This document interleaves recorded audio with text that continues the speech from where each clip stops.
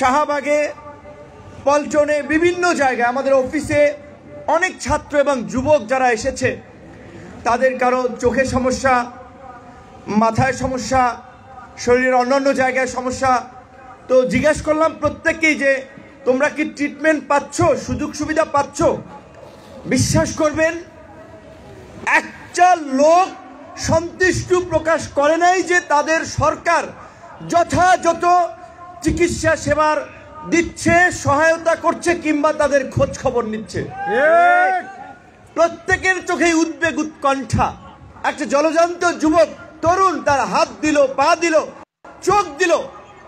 দুঃখজনক এবং দুর্ভাগ্য, সেই তাদের হাত পা চোখ রক্তের বিনিময়ে যেই সরকার গঠিত হলো, এখন পর্যন্ত তাদের চিকিৎসাটা ভালোভাবে নিশ্চিত করতে পারে নাই। কাজে এই গণ অভ্যুত্থানের শহীদদের চিকিৎসা না হওয়াটা দুর্ভাগ্য। এবং আমাদের জুনিয়র সহকর্মী, আমাদের ছাত্র বন্ধুদের সমালোচনা করাটা আমার উচিত না, তারপরে কিছু কথা বলতে হয়। স্বাস্থ্য মন্ত্রণালয় কাজ করছে না, আরেকজন প্রতিমন্ত্রী নেওয়া হয়েছে, তারপরেও 4 মাসে এখন পর্যন্ত এই ভুক্তভোগীদের ক্ষতিপূরণ এবং চিকিৎসা নিশ্চিত করার জন্য দৃশ্যমান কোনো অগ্রগতি আমরা দেখি নাই। স্বাস্থ্য মন্ত্রণালয়কে আমরা বলতে চাই, জানুয়ারিতে যদি আমরা কোনো অভিযোগ পাই যে কেউ চিকিৎসা পায় নাই, ক্ষতিপূরণ দেওয়া হয় নাই, পরিষ্কারভাবে বলে দিচ্ছি মন্ত্রণালয়ে ঢুকতে পারবেন না। আপনাদের সময় ডিসেম্বর পর্যন্ত ওই আমলাতান্ত্রিক জটিলতা আমরা দেখতে চাই না।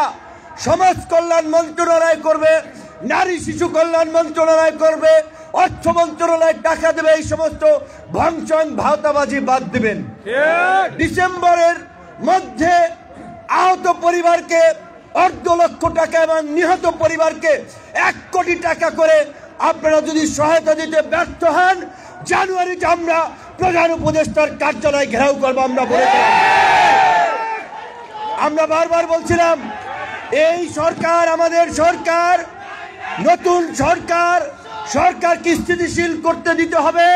আমরা সরকারকে সহযোগিতা করব, কিন্তু তারা আমাদের সহযোগিতা পেয়ে পেয়ে মাথায় পেয়ে বসে, কাজ করে না, কথা শোনে না। যেই কারণে আমাদের আহত ভাই বোনেরা এখন আহাজারি করছে। এবং দুঃখজনক, জুলাই ফাউন্ডেশনের সেক্রেটারি হচ্ছেন আপনার আমাদের একজন ছাত্র নেতা, সি হচ্ছে মুগ্ধর ভাই স্নিগ্ধ। আমি অন্তত 10 জনের নাম বলতে পারবো, যদি আপনারা আমার কাছে জানতে চান, টেলিভিশন আপনারা ইন্টারভিউ করেন। 10 জন অন্তত ছেলে এসেছে, বলছে ভাই এই খালি ঘুরায়, খালি ঘুরায়, তাই না, হেল্প করে না। এরা কি বিজ্ঞানীতে গেছে আপনারা 1 লাখ টাকা করে হেল্প করছেন? 1 লাখ টাকা তো আমি ব্যক্তিগতভাবে অনেককে হেল্প করছি।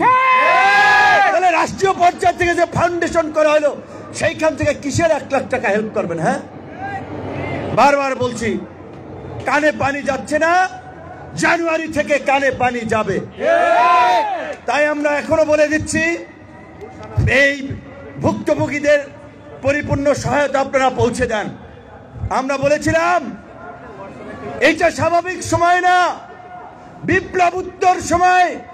বিপ্লবের পরে প্রতি বিপ্লব হয়, বিপ্লবের পরে নানান ধরনের অঘটন ঘটে, অস্থিরতা তৈরি হয়, দেশি বিদেশি ষড়যন্ত্রকারীরা ষড়যন্ত্রের জাল বনে, যার মধ্যে দিয়েই